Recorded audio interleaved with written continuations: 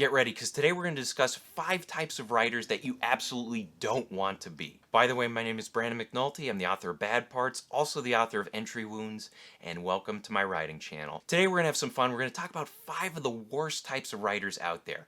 And just to be clear, these are not necessarily bad people, nor are they writers who cannot improve or they're hopeless cases or anything like that. If you find yourself identifying as one or more of these types, you can always outgrow them. And you can do this by learning more about the craft or developing some self-confidence or just accepting who you are as a writer or who you are as a person. You can always improve. First type of bad writer is the self-rejecting writer.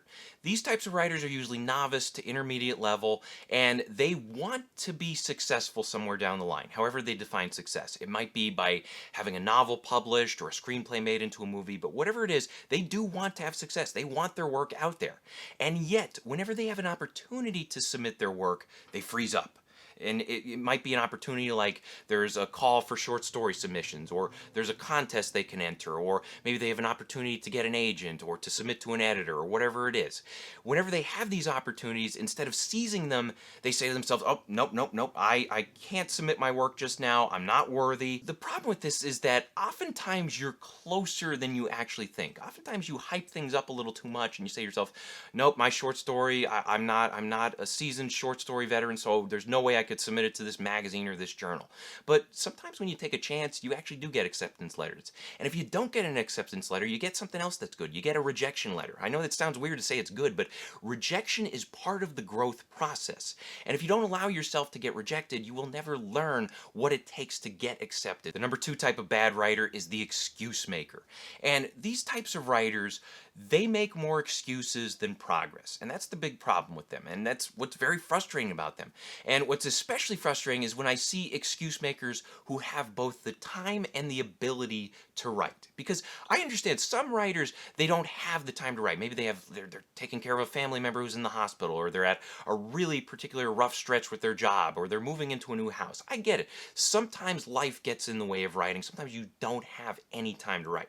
But then I also see writers who maybe they're in high school or college, and they say to themselves, I'm going to write a novel this summer. And then when that summer comes along, they're all of a sudden saying like, I don't know that I'm actually do that. Or I also see writers who say to themselves, I'm going to start writing on the weekends. And then when Saturday morning comes along, they got nothing to do. They say to themselves, maybe I'll do something else. Maybe I'll work around the house, or I'll take care of some chores or whatever. Third type of bad writer is what I like to call the fast start slacker.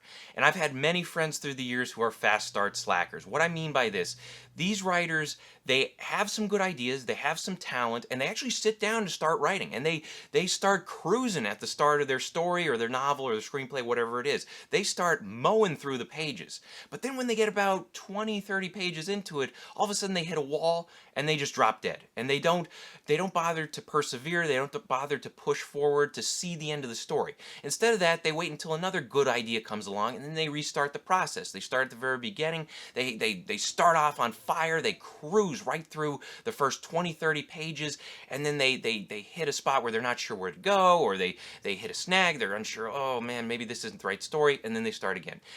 This is a bad habit to get into, and oftentimes the problem here has something to do with either self-confidence or a lack of knowledge about plot structure or character arcs or things like that. Fourth type of bad writer is the play it safe writer.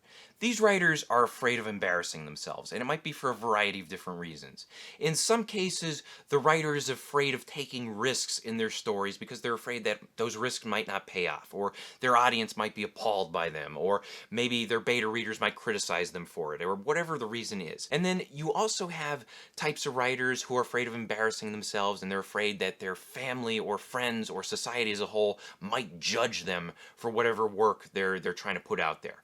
And this is common, especially with like newer writers. They're afraid, oh, what are people going to think if I write this type of story?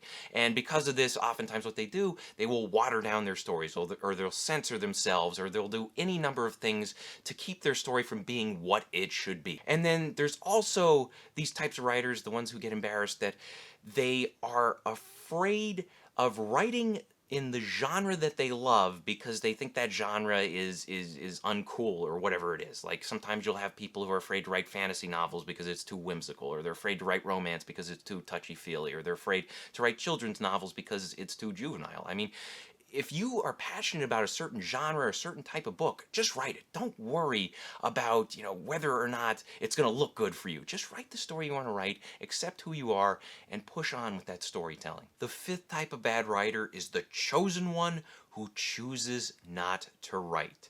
This is basically the Sith Lord version of the excuse maker that we talked about earlier. Remember, we said excuse makers, whether it's because they're disorganized or they're lacking confidence or whatever it is, instead of actually working on a story, they just make excuses and they never get anything done. Now, the chosen ones are very similar to this. One of the key differences is that they often have this outward overconfidence. They're oftentimes very arrogant, and they are this way because they have insecurities about their own writing. If you ever run into these people at a workshop or a writer's meetup, they will often say to you that they are going to be the next Shakespeare or the next Hemingway or the next Jane Austen or whoever it is. And they'll brag about all the classic literature they've read and how they read 1,200-page novels left and right and how they once read a story in Greek or Latin or whatever. And the thing is, they will constantly brag and brag and brag. And then when you actually ask them, well, have you had anything published? Or do you have anything to submit to the workshop today?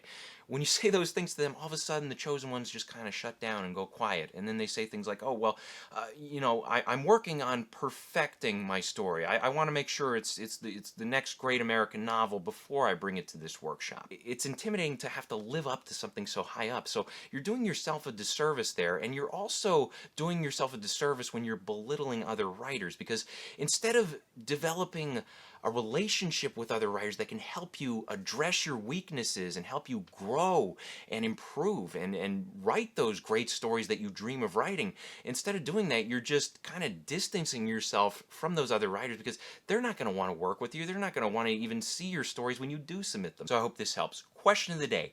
Have you ever been one of the types of writers that I mentioned on today's list? Let us know in the comments section below. Thank you guys for watching. If you want to support the channel, please pick up a copy of either one of my novels. Also, be sure to check out my other videos. Hit the like and subscribe buttons for me.